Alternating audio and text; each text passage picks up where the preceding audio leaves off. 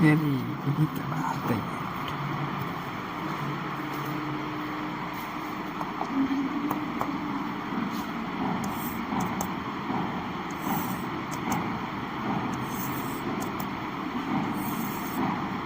Lyman है,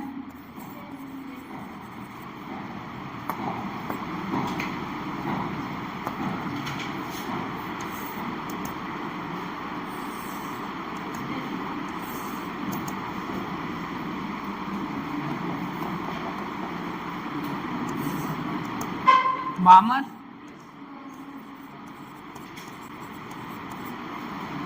और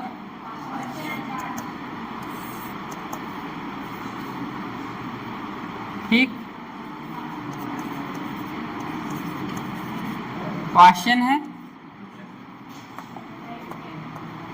क्या हुआ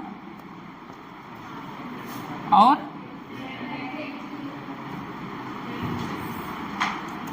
bracket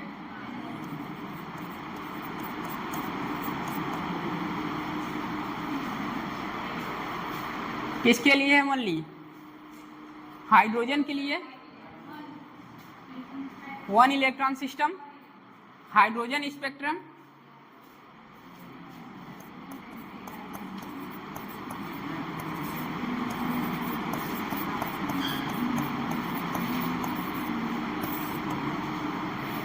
Lyman, ultraviolet, बामर,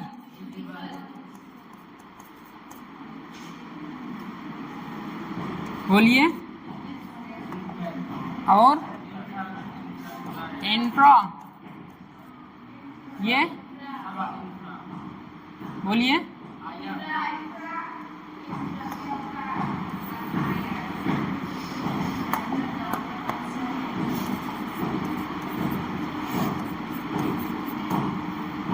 intra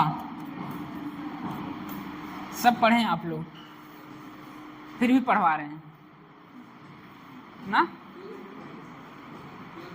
12th में पढ़े थे, यहाँ भी तो पढ़ाया गया है, एक बार नहीं पढ़ाया गया? अच्छा, आप लोग नहीं पढ़े हैं। Ultraviolet, Lyman, visible, बामर, infrared, question और ब्रैकेट भी इंफ्रारेड, इसके ऊपर इंफ्रारेड ही। क्या हुआ?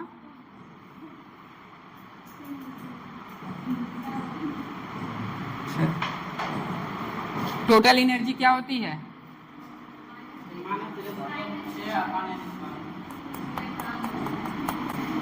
माइनस n स्क्वायर की जेड स्क्वायर?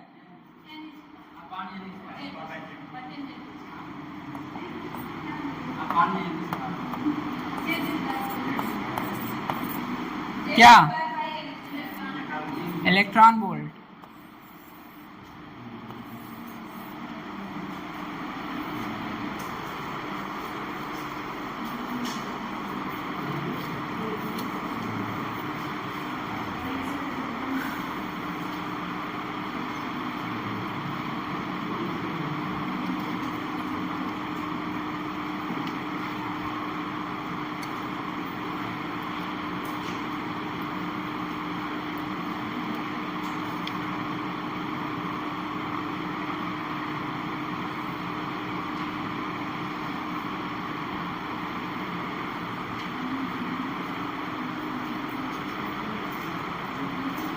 हाइड्रोजन के लिए total energy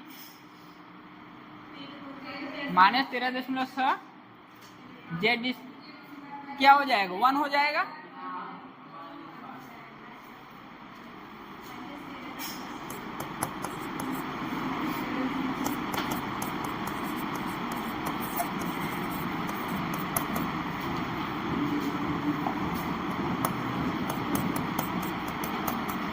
-13.6 by n square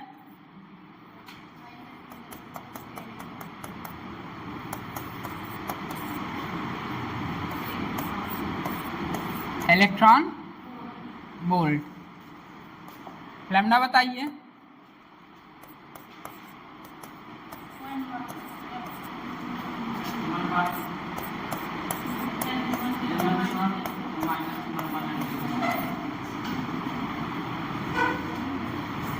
web number भी बोलते हैं,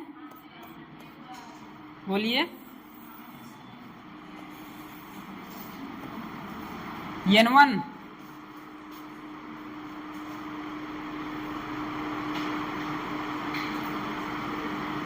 N1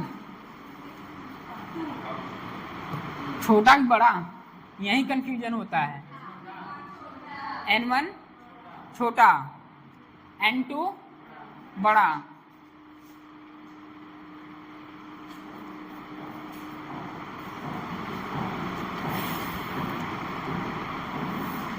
N1 जिसमें जंप किया हो इलेक्ट्रॉन, N2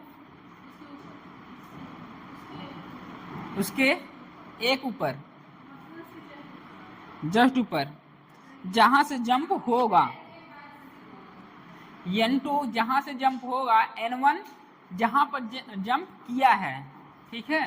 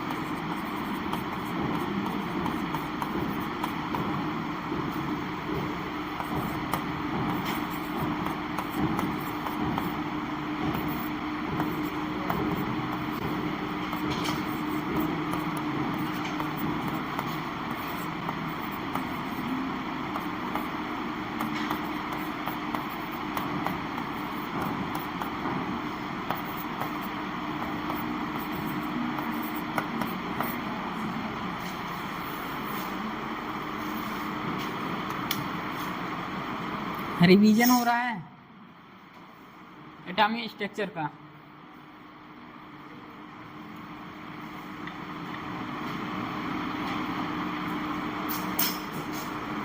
N2 जहां से जंप होगा, ये सेंटेंस रहता है ना, जहां से जंप होगा।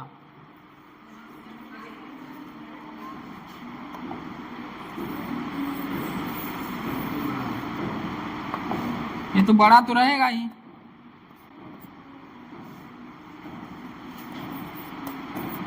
होगा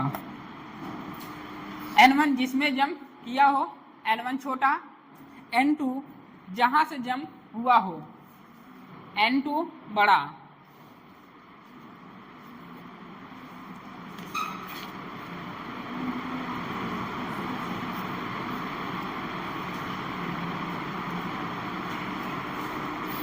लाइनमैन के लिए N1 फिक्स रहेगा, बोलिए। और N2 कहां से, N2 equal to 2, 3, 4, 5 so on infinite।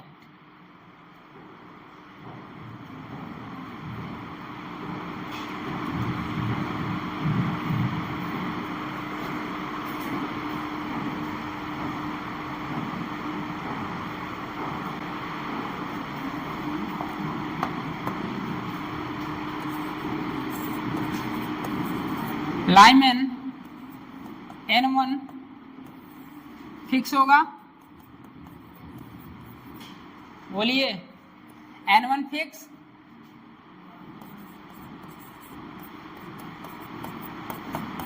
N2 2, 3, 4, 5 infinite.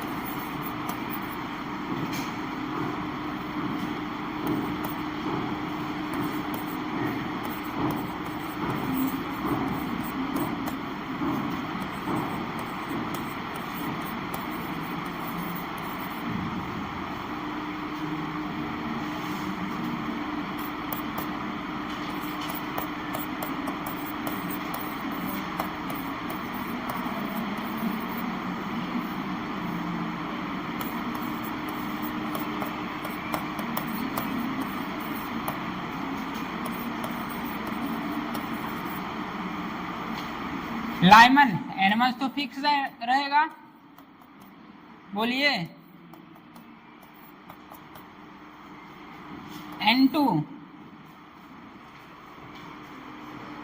2025 का क्वेश्चन है। हाँ 25 में आएगा तो मोस्ट इंपॉर्टेंट यहीं से आएगा क्वेश्चन, ठीक है। यहां से क्वेश्चन फिक्स है आना, यदि आएगा यहां से एटॉमिक स्ट्रक्चर से तो यहां से आएगा। ट्रिपल स्टार कर लीजिएगा, आने वाला है।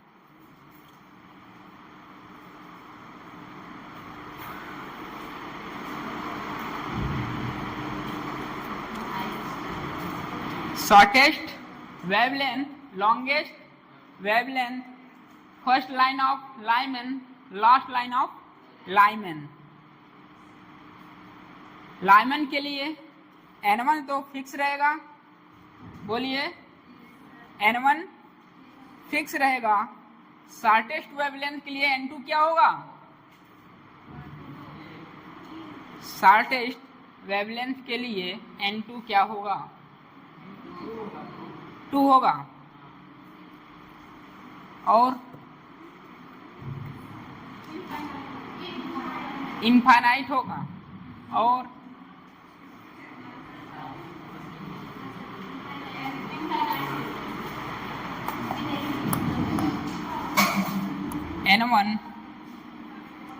N1 तो फिक्स रहेगा,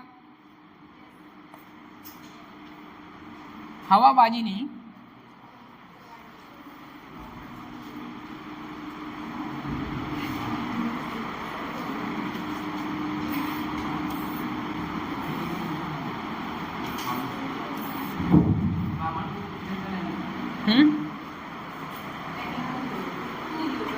टू ही होगा। कॉन्फिडेंटली शॉर्टेस्ट वेवलेंथ के लिए 2 ही होगा, बोलिए।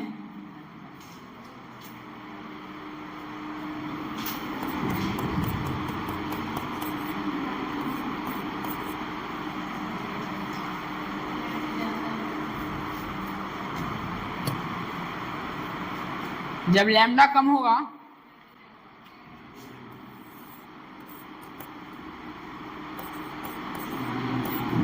एनर्जी क्या होगा? अब बताइए, शॉर्टेस्ट वेवलेंथ के लिए N2,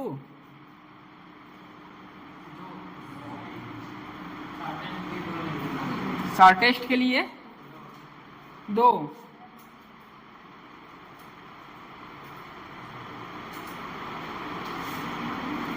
वेवलेंथ कम एनर्जी ज्यादा। वेवलेंथ कब ज्यादा होगा? जब एनर्जी कम होगी, ठीक। एनर्जी कब कम होगी? जब इनफाइनाइट से आएगा। एनर्जी कम कब होगी? जब इनफाइनाइट से आएगा। इनफाइनाइट से आएगा तो लैम्डा पता नहीं, इनफाइनाइट है, लैम्डा की वैल्यू बहुत ज्यादा है। लैम्डा की वैल्यू बहुत ज्यादा है तो shortest wavelength N1 1, N2 infinite to 1। Longest wavelength N2 बराबर 2।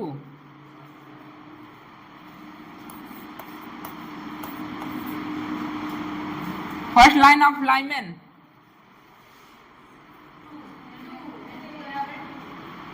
N2 बराबर, और last line of Lyman infinite. ऐसा कुछ पढ़े थे?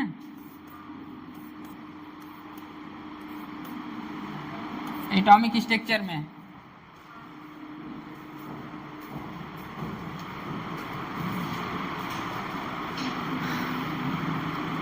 First line of Lyman N2 equal to 2, last line of Lyman infinite.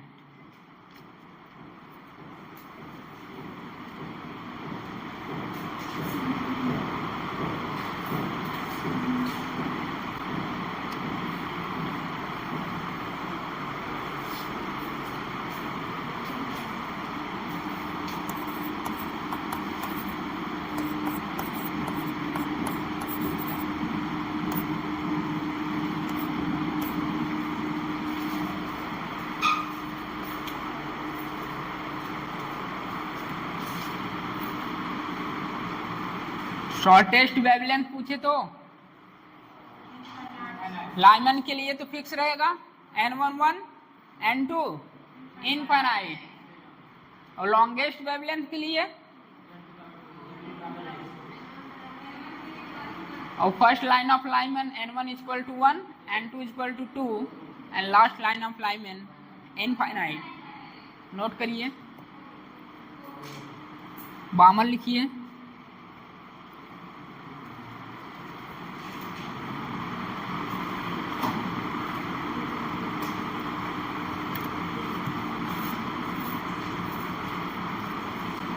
बामर के लिए fix n1 equal to 2 fix, कहाँ से?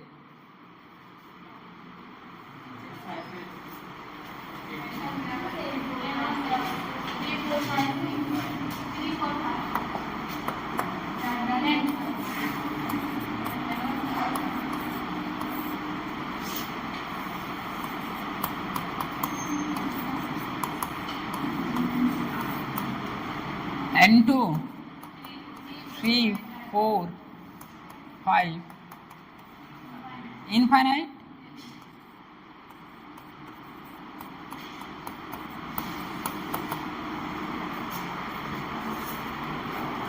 बामर के लिए भी वैसा ही होगा। शॉर्टेस्ट वेवलेंथ n1 2 हो जाएगा, n2 infinite. Longest wavelength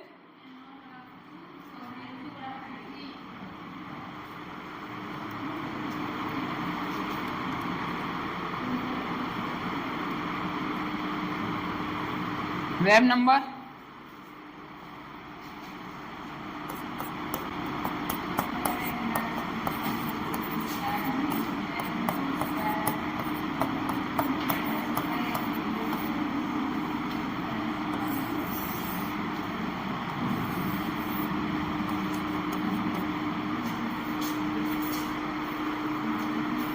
question लिखेंगे।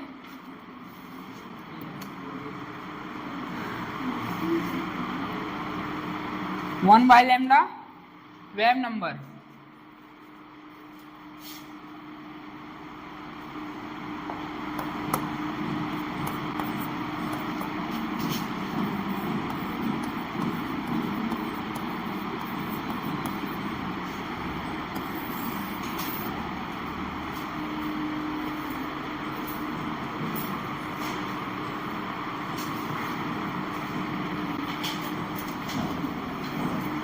First line of Balmer n1 equal to और n2 3 last line of बामर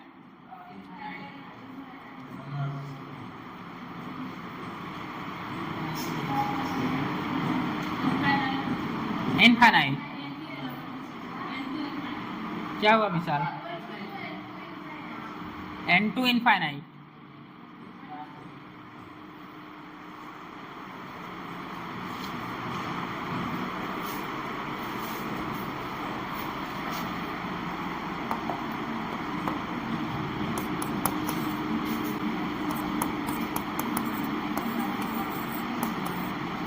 first line of n1 2 n2 3 longest wavelength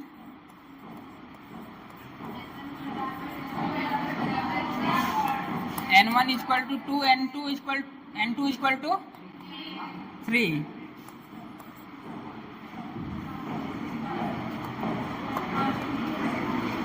lost line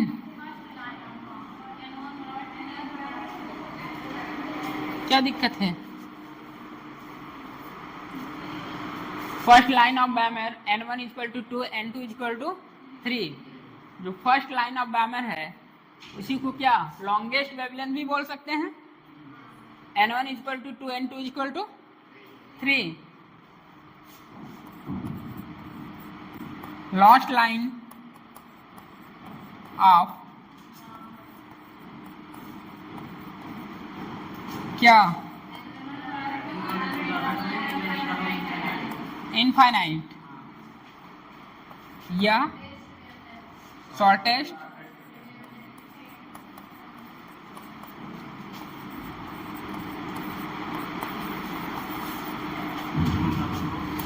n1 equal to, अब तो हो जाएगा, question आएगा, हो जाएगा।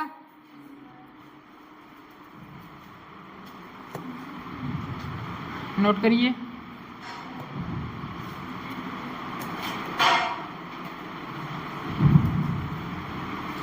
हो गया।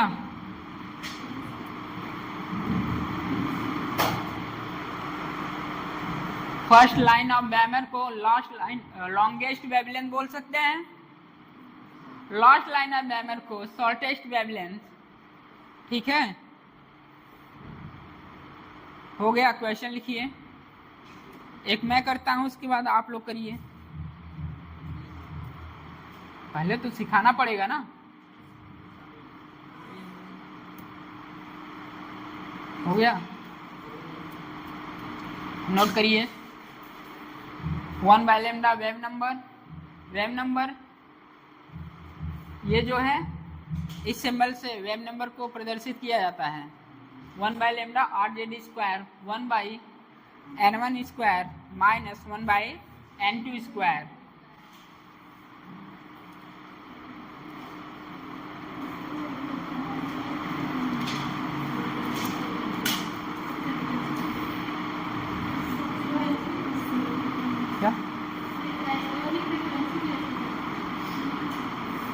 फ्रीक्वेंसी होता है, उसमें बार नहीं लगा होता है। ठीक है, बार नहीं लगा होता है।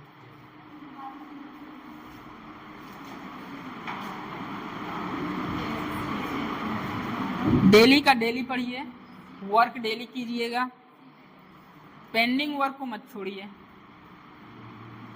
ठीक है, 1 घंटे में आपके 8 क्वेश्चन बन रहे हैं, 10 बन रहे हैं तो भी ठीक है, बट हर दिन जो है ना पूरे सब्जेक्ट पढ़िए। कितने सब्जेक्ट हैं? 4, 3 है, जियोलॉजी, बॉटनी, फिजिक्स, केमिस्ट्री, 4 हुए।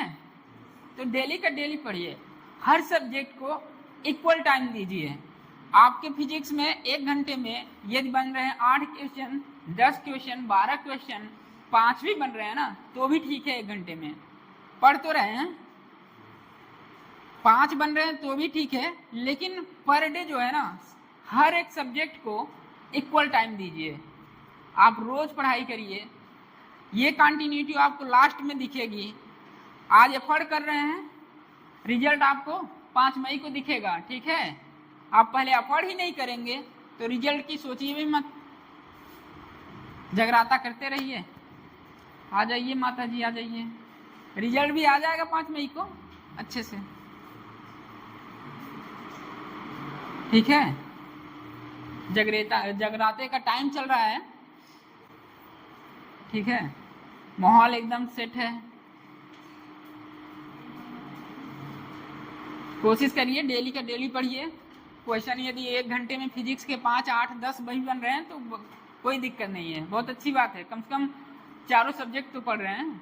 इक्वल टाइम दीजिए हर सब्जेक्ट को। किसी को ये नहीं कि हमें 4 घंटे फिजिक्स पढ़ना है तो 1 घंटे बायो पढ़ना है, 4 घंटे फिजिक्स पढ़ रहे हैं तो 3 घंटे बायो पढ़ना ही पढ़ना है। क्योंकि वेटेज किसका ज़्यादा है? बायो का। 85 प्लस करना है, नहीं सिलेक्शन तो होगा नहीं, सिलेक्शन से दूर, तब वही रह जाएगा। अगला नवंबर या अक्टूबर कब आए, जगराते में चलते हैं, माहौल सेट करते हैं। ठीक है ना विशाल? हो गया, हमें नहीं पता कौन गया कौन नहीं। हाँ,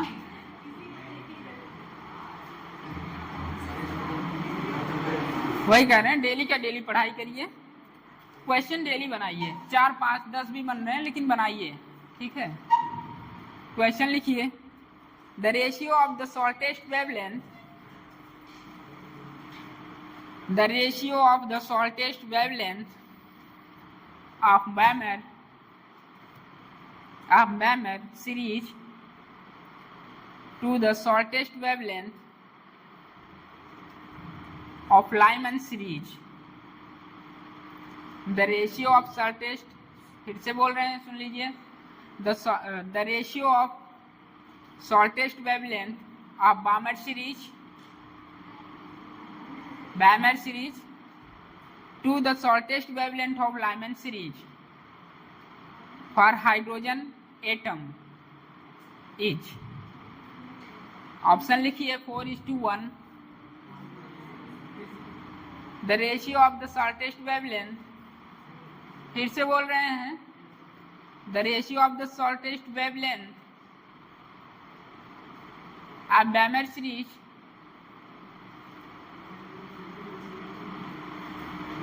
टू द shortest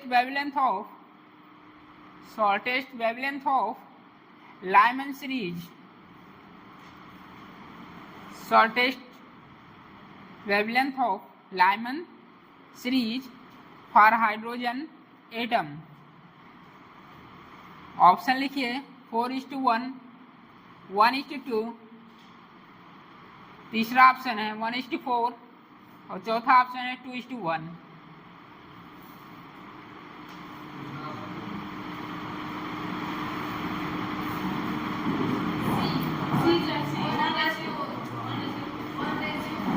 ठीक है, जो भी आया एक मैं करता हूं. पहले क्या दिया है, शॉर्टेस्ट वेवलेंथ पूछा है.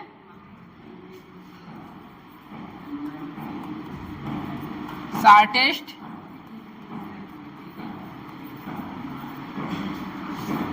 ऑफ बैमर, बोलिए. दूसरा शॉर्टेस्ट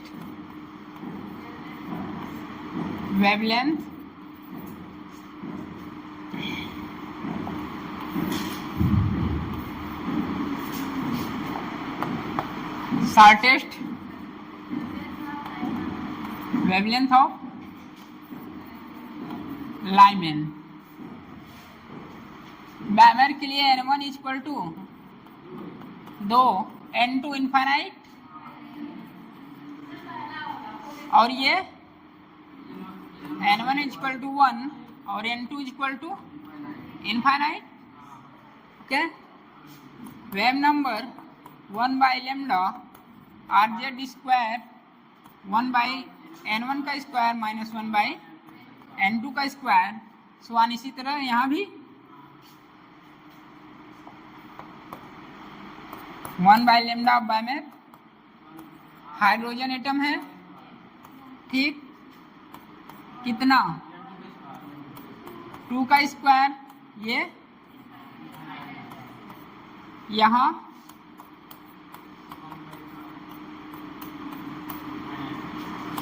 1 का स्क्वायर, इनफाइनाइट स्क्वायर, ठीक. 1/r, ये 0 हो जाएगा, 1/4 और ये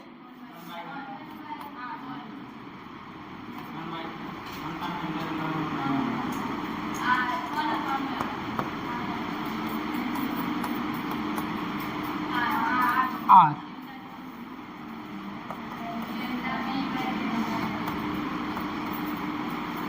ठीक है क्या, 1/λ भी ratio.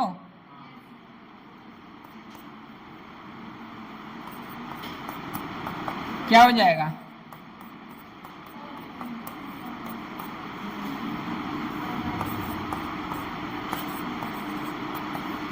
One is to 4, but बामर है पहले.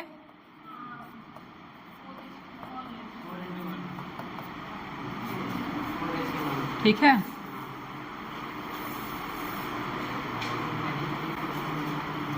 कर लेंगे, एक करिए आप लोग.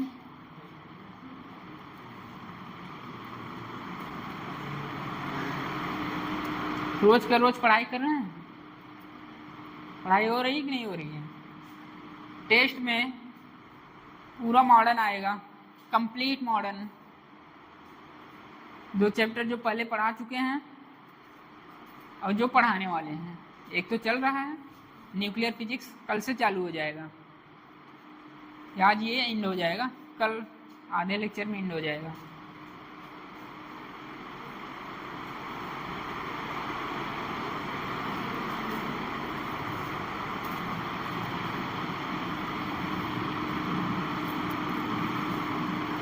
Shortest wavelength, longest wavelength, first line of wavelength, last line of wavelength आ जाएगा, समझ लेंगे आप लोग?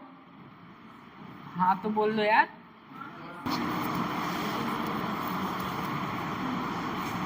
The wavelength of the first line of Lyman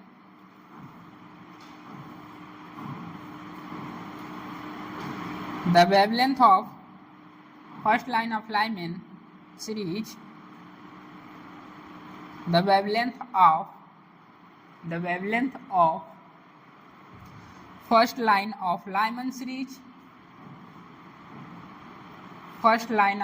series, for hydrogen atom is equal to that of second line, that of the second line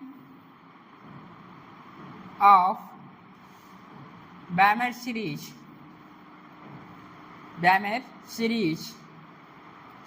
for hydrogen atom, for hydrogen like ion, for a hydrogen like ion, the atomic number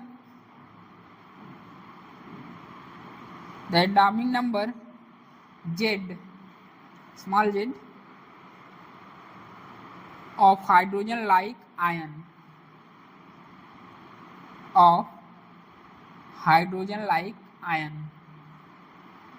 बस गुमराह किया है, कुछ है नहीं question, ठीक है। Z word देकर, जेड क्या है? हाइड्रोजन है तो एक होगा, फिर करिए। First line of Lyman, second line of Balmer.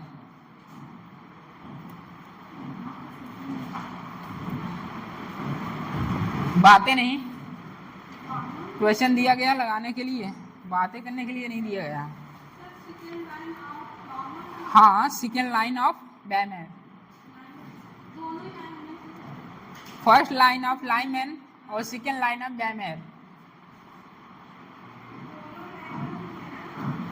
Balmer है पहला जो फर्स्ट लाइन ऑफ लाइमन है, दूसरा सेकेंड लाइन ऑफ बैमेर। 2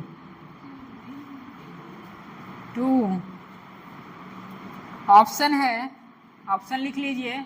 पहला है 3, दूसरा है 4 और चौथा है 2। पहला 3 है, दूसरा 4 है, तीसरा है 1 और चौथा है 4, चौथा है 2।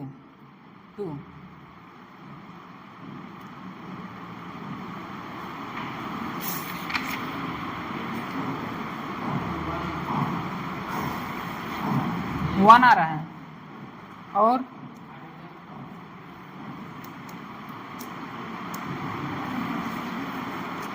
बामर के सेकेंड लाइन जो बोला गया है, वहां N2 क्या लिए हैं?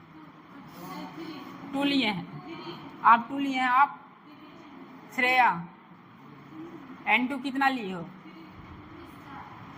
बैमर का? हाँ, 4 होगा। जब लाइमन बैमर कहता फर्स्ट लाइन ऑफ बैमर तो 3 लेते हैं, वो बोला है सेकेंड लाइन ऑफ बैमर तो 4 होगा।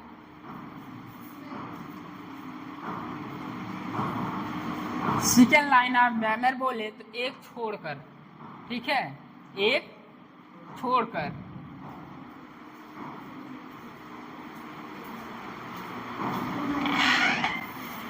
क्या है बात?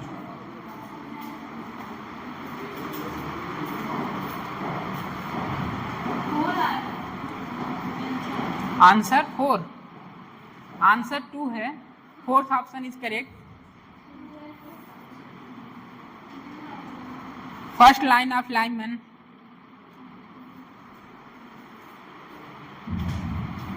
चलिए उसी तरह एक बार और कोशिश करते हैं। क्या है first line of?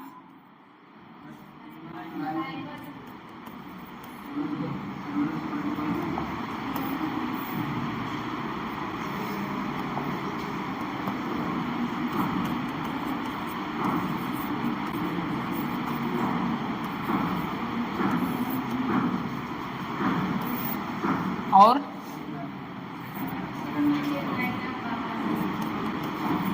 Line of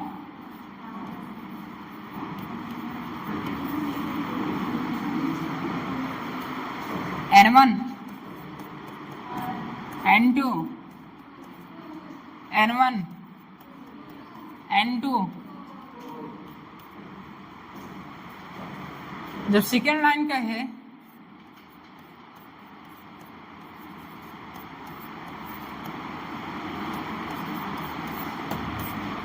ठीक है, एक छोड़कर। फॉर्मूला बताइए राजेश। फॉर्मूला 1/λ और z स्क्वायर N1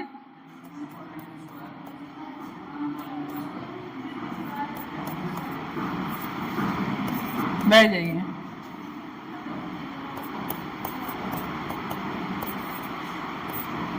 क्या हो जाएगा? 3/4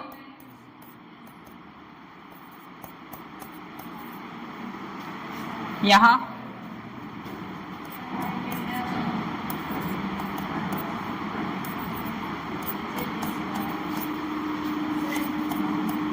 हाँ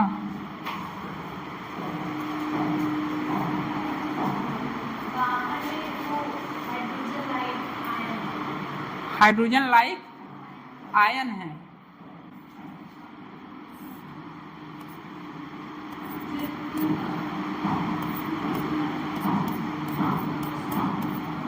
स्क्वायर हाइड्रोजन लाइक आयन है तो जेड क्या होगा? 2 होगा।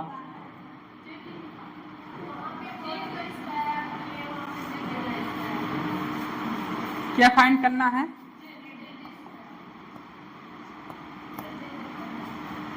क्वेश्चन क्या था? हाइड्रोजन लाइक आयन मतलब हाइड्रोजन नहीं है, जेड का स्क्वायर। ओके, कितना आ रहा है? आर जेड स्क्वायर, ये 4 16। बोलिए कितना आएगा?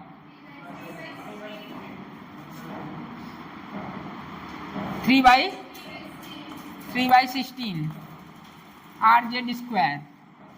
ठीक, इक्वल कुछ बोला है क्वेश्चन में? लाइमन और बैमर इक्वल है।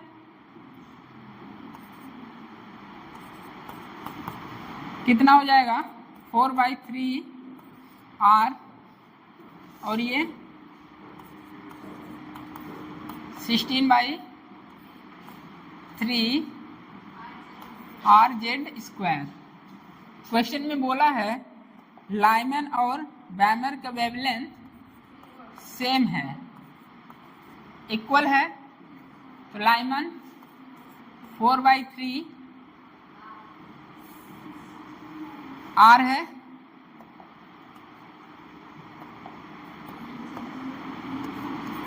ठीक, और ये 16/3 आर जेड स्क्वायर 4।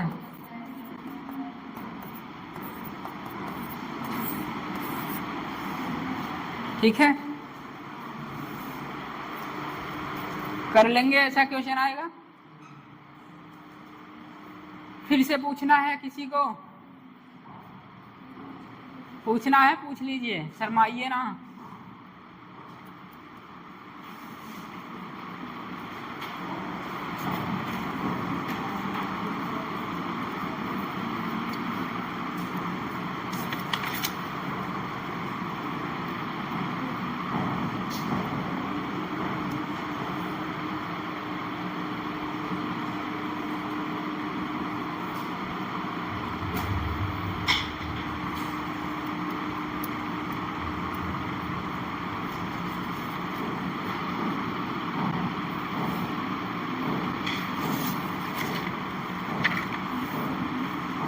डेली पढ़ाई हो रही है?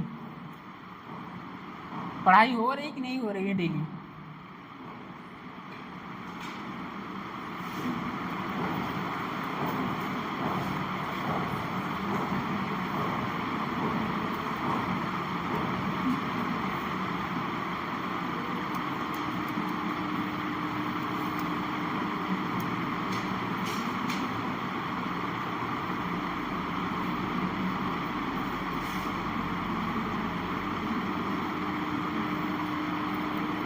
इस बार टेस्ट में जिसका 40 प्लस रहेगा फिजिक्स में,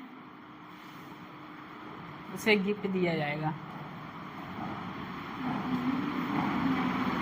क्या हुआ? 40 प्लस।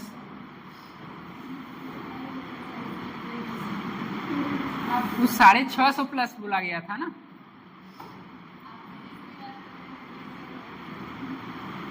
Physics 40 plus.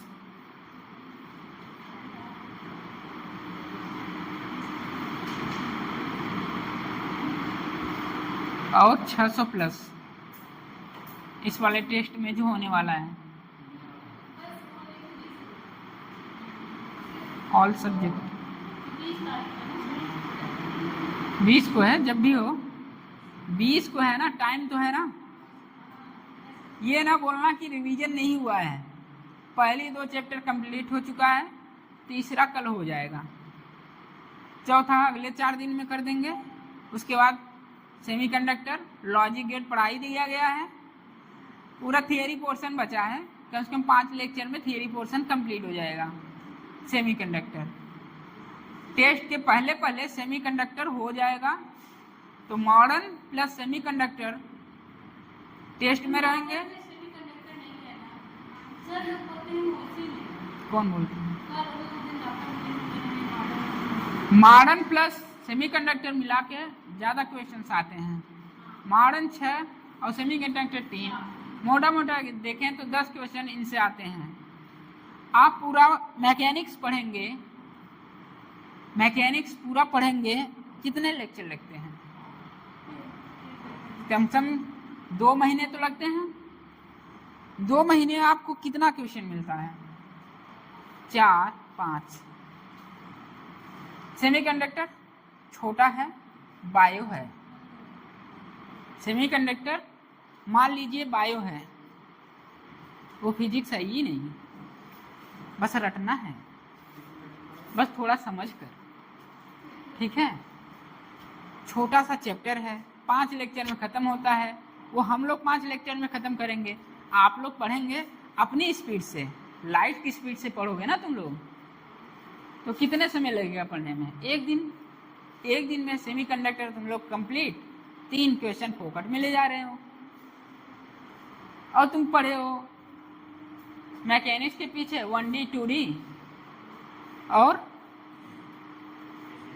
जो नहीं आता समझ में उसके पीछे पढ़े हो। सीधा सीधा ये बात है। और जो तुमको समझने वाली बात है, मतलब बायो मतलब सेमीकंडक्टर, जो समझना था वो तो निकल गया। ट्रांजिस्टर तो है ही नहीं, छोटा सा चैप्टर है, 3 क्वेश्चन लेके आता है। पूरा इलेक्ट्रो मान लो, इलेक्ट्रो में 20 लेक्चर लगते हैं। यदि मैं पढ़ाऊंगा हो सकता है 20, दूसरा कोई टीचर पढ़ाएगा 15, 10 भी ख़त्म कर देंगे। मैं पढ़ाऊंगा 20 लेक्चर में पढ़ाऊंगा इलेक्ट्रो, वहाँ से कितने क्वेश्चन आते हैं? 2 या 3। मॉडर्न और सेमीकंडक्टर 10 हैं। कितने छोटे छोटे चैप्टर, ज़्यादा फोकस करो ना, वेटेज ज़्यादा है। और फिजिक्स तो ऐसी नहीं समझ में आती है हमें, सेमीकंडक्टर है बायो, रट लो, मिल जाएगा फोकट में 3 क्वेश्चन। 12 नंबर मिला कि नहीं मिला? फोकट में मिल रहा है, ठीक है।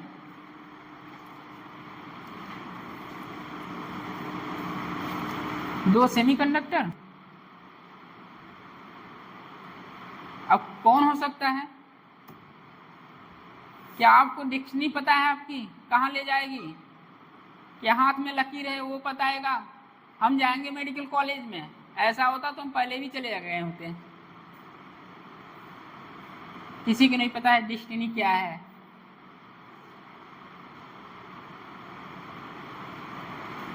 तो पढ़ना स्टार्ट कर दो, जो भी टाइम लैग हुआ है जाने दो उसे, रोना नहीं। सर मुझे ना नंबर नहीं आ रहा है, ये मेरा नंबर नहीं आ रहा। अरे नंबर कैसे आएगा यार? पढ़ाई नहीं करते हो तो नंबर कहाँ से आएगा? 30 क्वेश्चन कर ही नहीं रहे हो, नंबर कहाँ से आएगा? आते हैं बच्चे, सर नंबर नहीं आ रहा है। भैया नंबर कैसे आएगा तुम्हारा? फिजिक्स में पहले से लगी पड़ी है, जो हो पाएगा वो भी तुम नहीं कर रहे हो। बायो नंबर कहाँ से आएगा? जब से पैदा हुए हैं तब से रोते जा रहे हैं, यहाँ भी रो रहे हैं, नंबर नहीं आ रहा है, नंबर नहीं आ रहा है।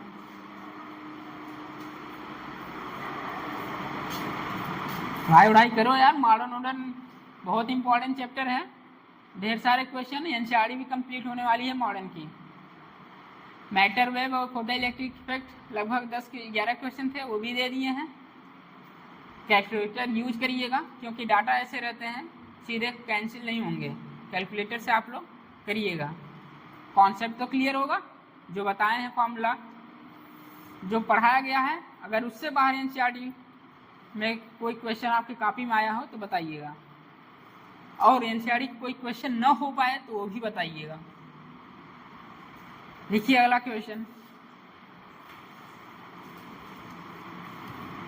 रोते रहते हैं यार हरदम, नंबर नहीं आ रहा है।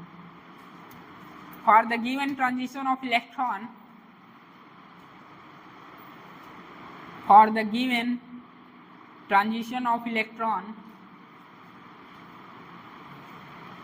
the given transition of electron, obtain the relation between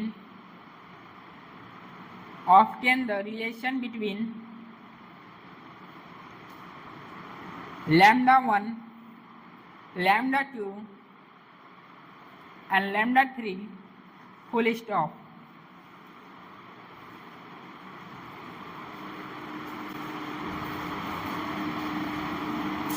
बहुतों का आंसर याद होगा।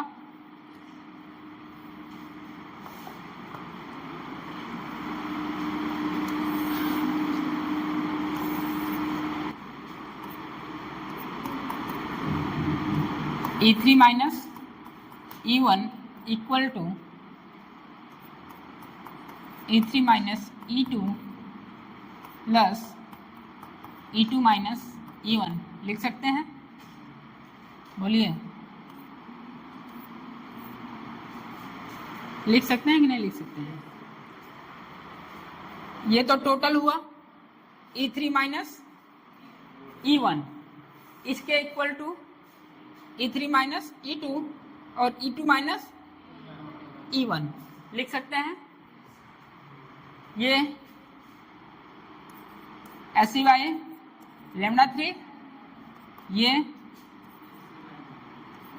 ऐसी वाई लैम्डा 2 प्लस, सब कॉमन है, कैंसिल, 1 बाई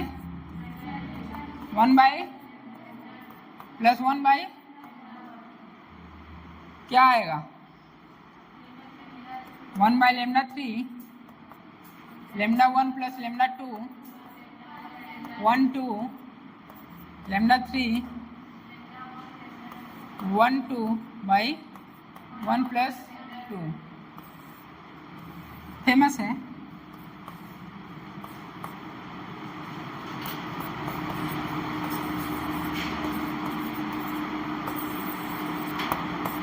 हर जगह मिल जाएगा आपको, पैकेज में, मॉड्यूल में। फेमस क्वेश्चन है, अच्छा क्वेश्चन है।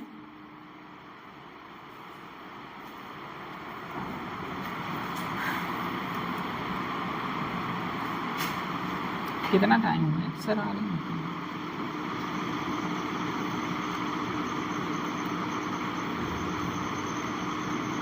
हेडिंग डालिए, कंजर्वेशन ऑफ मोमेंटम।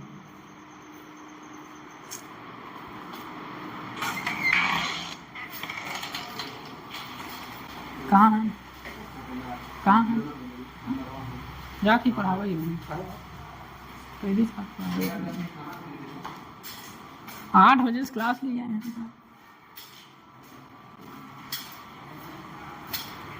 कहाँ थे? 12:30। कंजर्वेशन ऑफ मोमेंटम पढ़ा चुके हैं आपको। कंजर्वेशन ऑफ मोमेंटम पढ़ाए कि नहीं पढ़ाए हैं? तो बोल क्यों नहीं रहे हैं? एग्जाम्पल बताइए कंजर्वेशन ऑफ मोमेंटम का। Example, gun bullet system. Gun bullet system, या बोर्ड पर कोई आदमी है, आदमी कूद रहा है आगे तो बोर्ड पीछे जा रही है, ठीक है। गन और बुलेट सिस्टम जस्ट अपोजिट होता है, रिकॉल वेलोसिटी आती है, ठीक। रिकॉल स्पीड, रिकॉर्ड, ये हो गया। हेडिंग डालिए, कंजर्वेशन ऑफ मोमेंटम।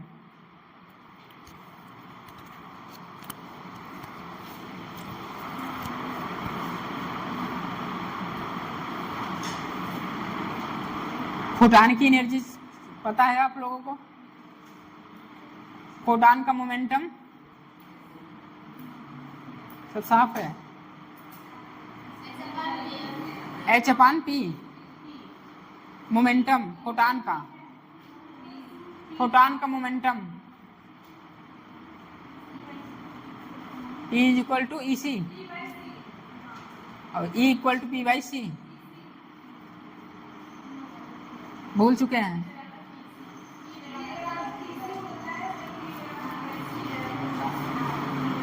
ठीक है।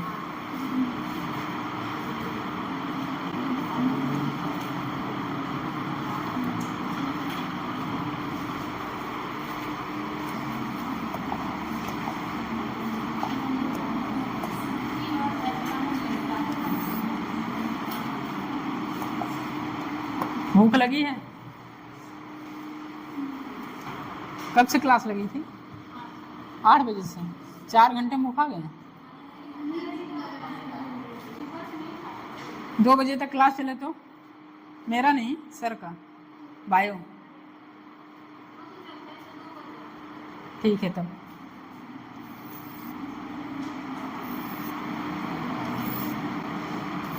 और जिसको भी ऊबन लग रहा है उठ के चला जा सकता है।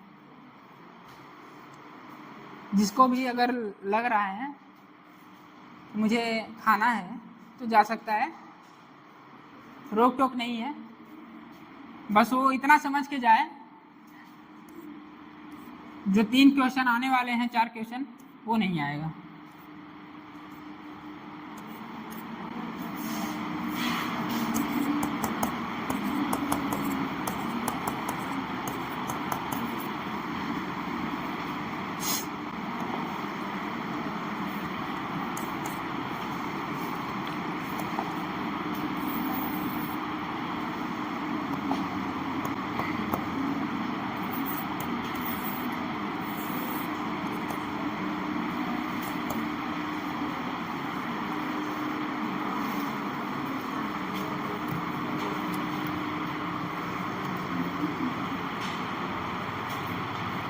जब गन से बुलेट फायर होती है तो बुलेट आगे जाती है, गन भी आगे जाता है, पीछे जाता है।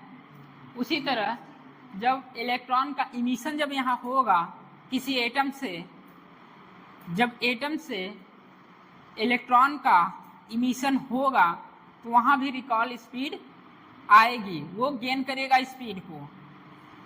क्या उसी डायरेक्शन में करेगा कि अपोजिट? अपोजिट। कहने का मतलब ऐसे नहीं समझ में आ रहा है, ये एटम है,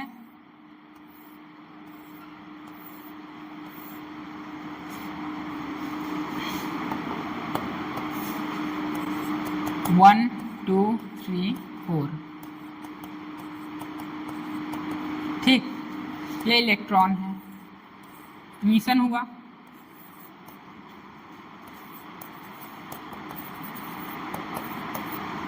फोटॉन तो होगा। हेडिंग क्या डाले हैं?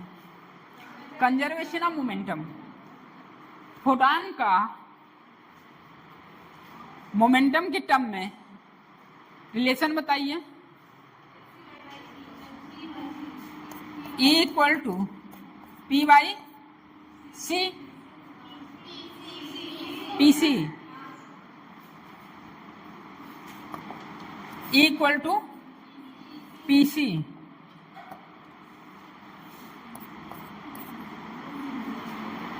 तो मोमेंटम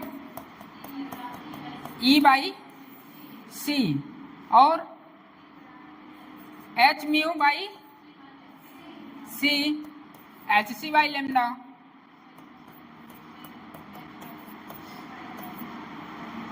कुछ ऐसा है?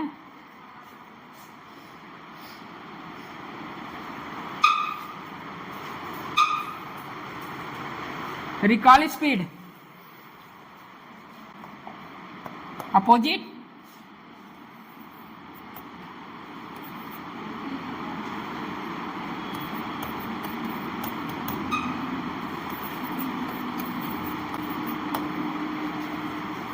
ऐसे में नहीं समझ में आता। एटम है, एटम से इलेक्ट्रॉन का एमिशन हो रहा है, electromagnetic wave, photon, momentum E by C, recall speed पीछे, conservation of momentum P initial P final. Initially initial rest 0, final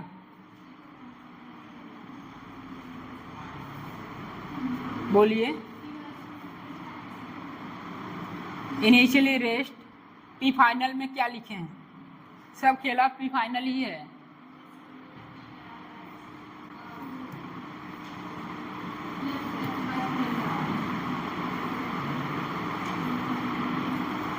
चलिए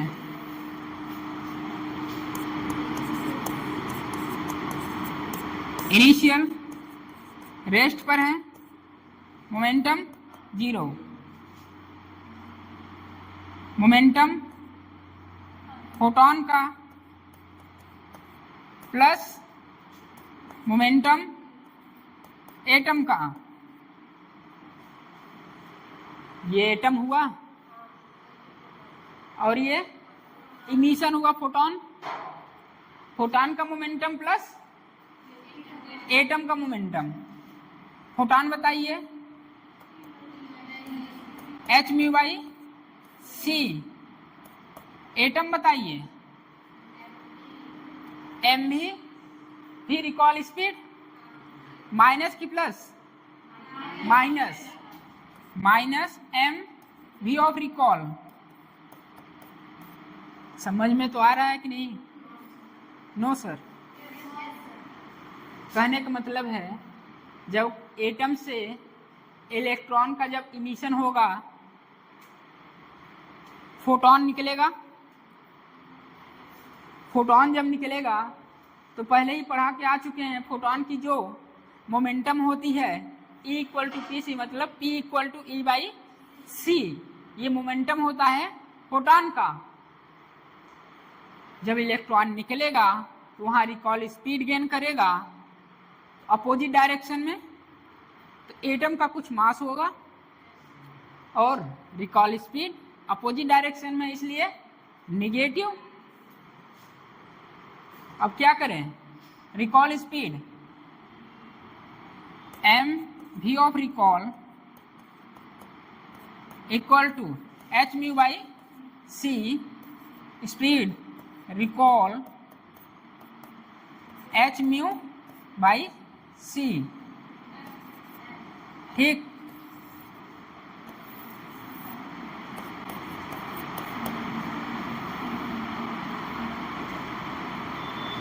अब यही एनर्जी पूछे तो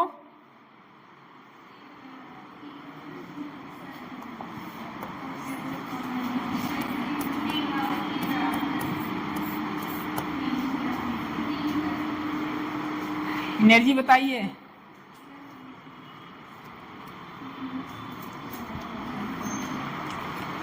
एटम की रिकॉल एनर्जी पूछे तो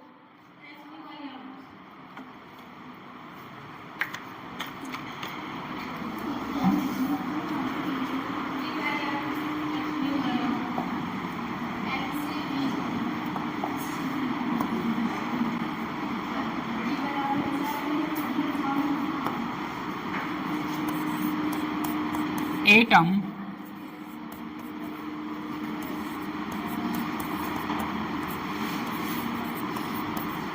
फोन है सबके पास?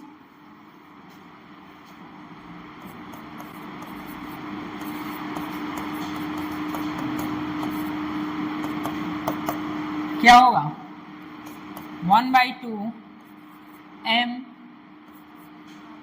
h का स्क्वायर म्यू का square m square c square. Energy कितना आएगा बोलिए? h square mu square by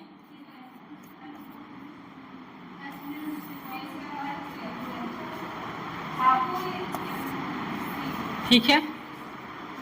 phone लिए हैं आप लोग? ग्रुप में देखिए क्वेश्चन भेजे हैं एक,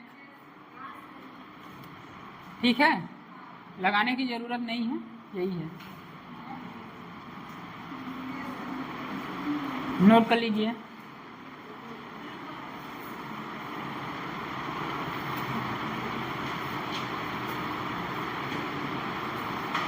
एटम है, एटम से इलेक्ट्रॉन का जब इमिशन होगा तो फोटॉन निकलेंगे, फोटॉन निकलेगा तो वहां भी मोमेंटम होगा फोटॉन का, और जब इमिशन होगा तो रिकॉल स्पीड गेन करेगा एटम।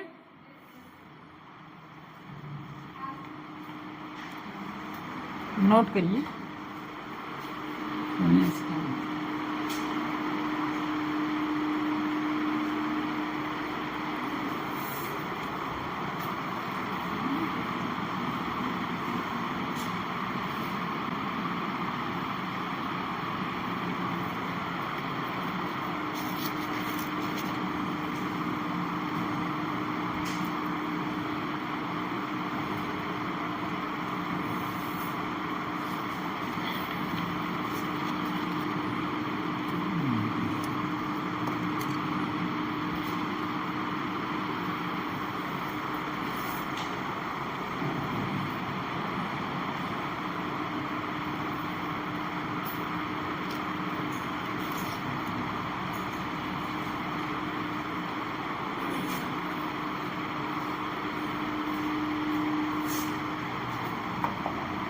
क्या है? एटम है,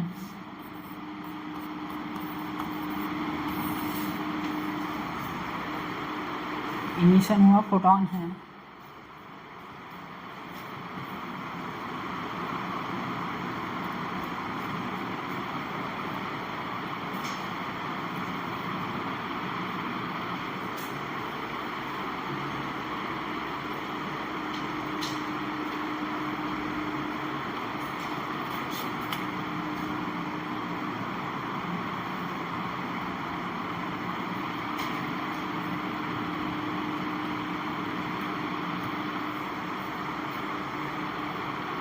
हो गया।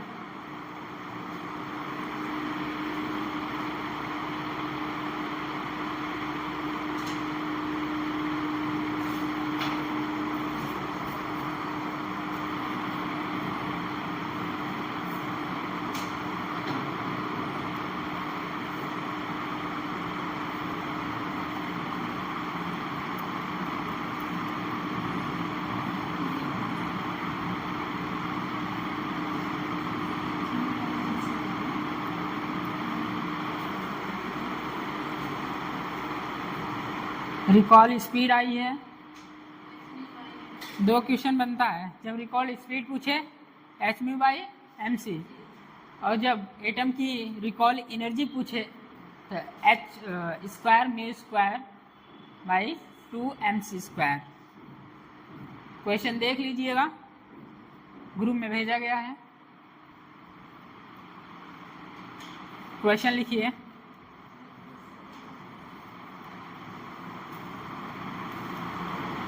इसी पर आया हुआ क्वेश्चन है, नेठी में आया है, APMT 2015-16 ऐसे कुछ है।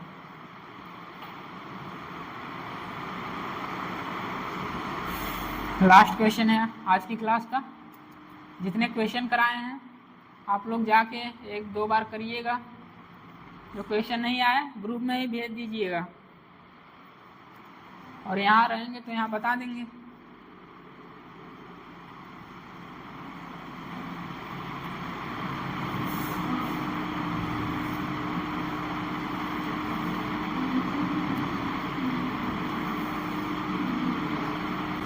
हो गया। क्वेश्चन लिखिए।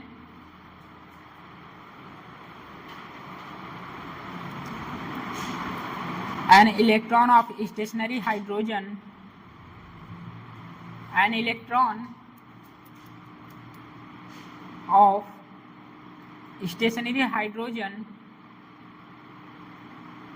an electron of stationary hydrogen मतलब रेस्ट पर है। atom passes from the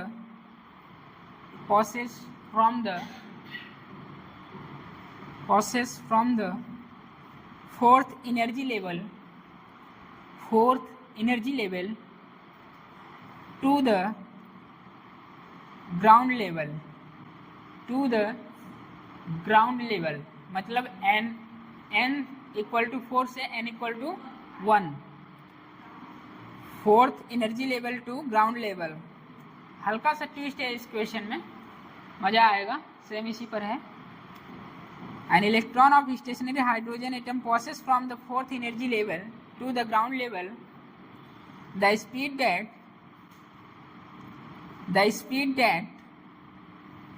the atom acquires as a result of photon emission will be, option लिखिए। Photon emission will be, option लिखिए 15 m/16 HR 15/16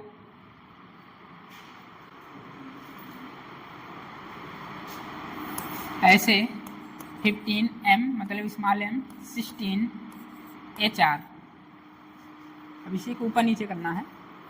15 m/16 HR। दूसरा option है 24 m/25 HR 24 m/25 HR। तीसरा option है 15 HR/16 m। तीसरा option है 15 HR/16 m। चौथा है 25 HR/24 m 25 HR/24 m। ये IPMT का क्वेश्चन है, 2015-16 ऐसे ही है। लगाएंगे।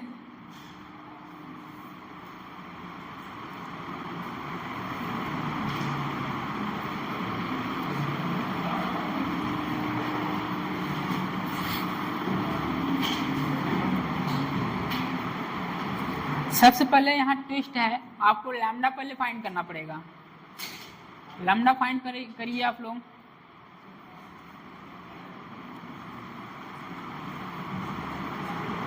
ये जो लिखवा रहे हैं ना,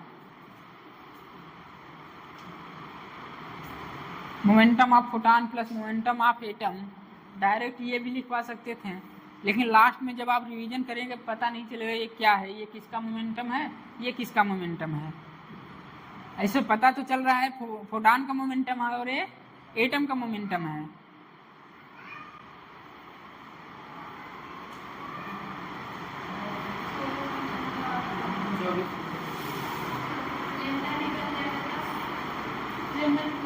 क्या लैम्डा निकल जाएगा, उसके बाद यही लगाइए।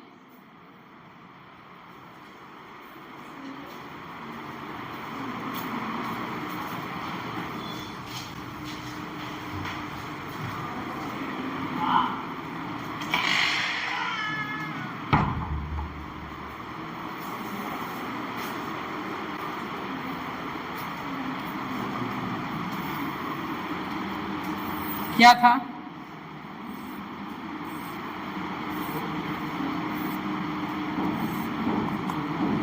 n equal to 4 ground level में आ रहा था। बोलिए।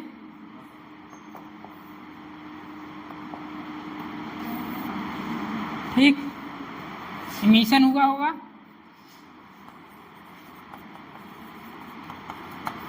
फोटोन बताइए। P equal to E by C, h mu by सी,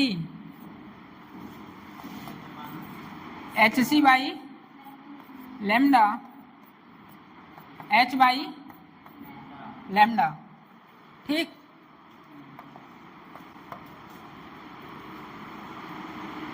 इतना तो हो गया। पहले क्या कहा है?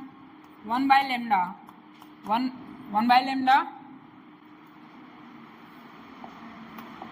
बोलिए। R हाइड्रोजन एटम है, 1 बाई 1 का स्क्वायर,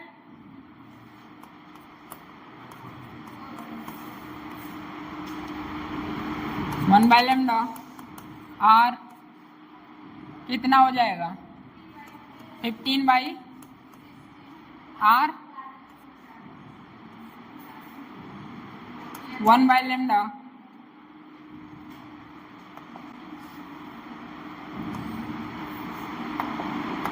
बोलिए। Lambda is equal to 16 by 15 R।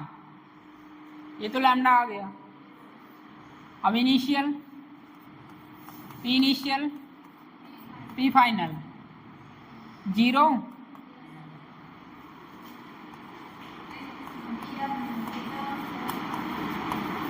Momentum of photon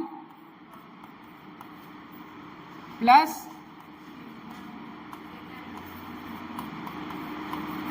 momentum of atom. Photon h by lambda, और ये माइनस m भी रिकॉल। ठीक,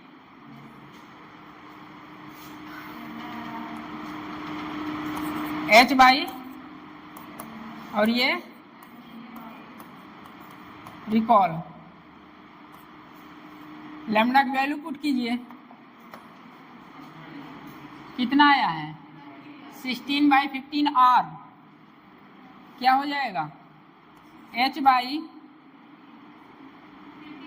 16 बाई 15 R। ठीक है, इक्वल टू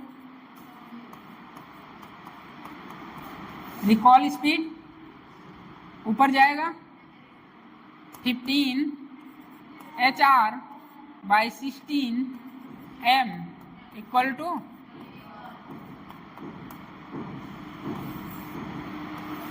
है ऑप्शन। हल्का सा ट्विस्ट था। लैम्डा निकालेंगे पहले, उसके बाद रिकॉल स्पीड। इसे कराने से पहले बेस तैयार कराए हैं।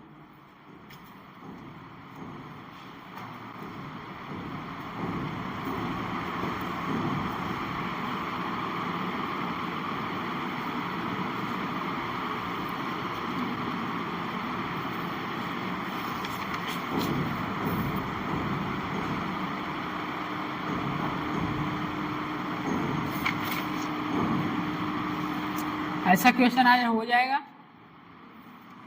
भूल जाएंगे। बोलिए।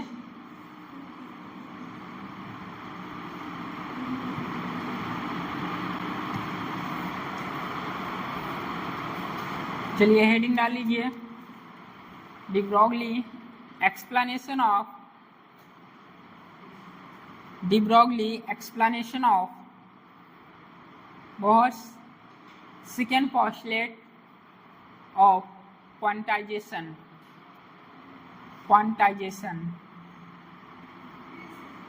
De Broglie explanation of Bohr's second postulate of quantization.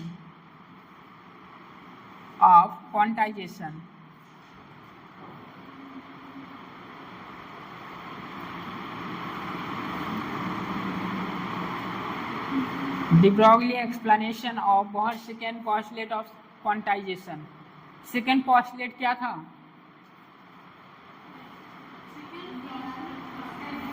Bohr's का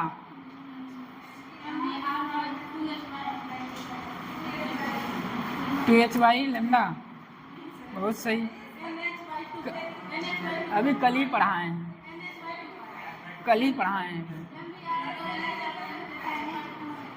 M V R equal to N H by 2 ठीक है, ये तो दे दिए थे बोहर्स ने, ये दे दिए, बट इसका एक्सप्लेनेशन नहीं बता पाए, खुद ही फेल हो गए। इसे समझाने के लिए आए थे डी ब्रॉगली, इसीलिए हेडिंग क्या पड़ी? De Broglie explanation of Bohr's model of postulate second.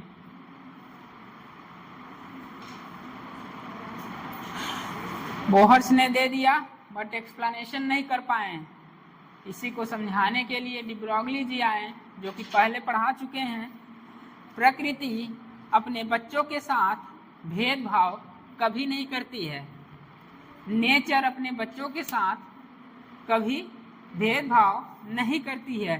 कहने का मतलब डी ब्रॉगली ने कल्पना किया था, यदि मैटर वेव की तरह काम कर रहा है तो लाइट भी डुअल नेचर शो करेगा। लाइट डुअल नेचर शो कर रहा है तो मैटर भी डुअल नेचर शो करेगा। बस इसी हाइपोथेसिस से इनका जो सेकेंड पोस्टुलेट था M V R equal to N H by 2 explain कर गए और इन्हें नोबेल प्राइज दे दिया गया।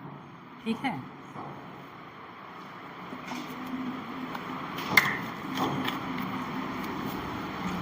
एनसीईआरटी क्वेश्चन 11th 10 है, सारे करके आइएगा।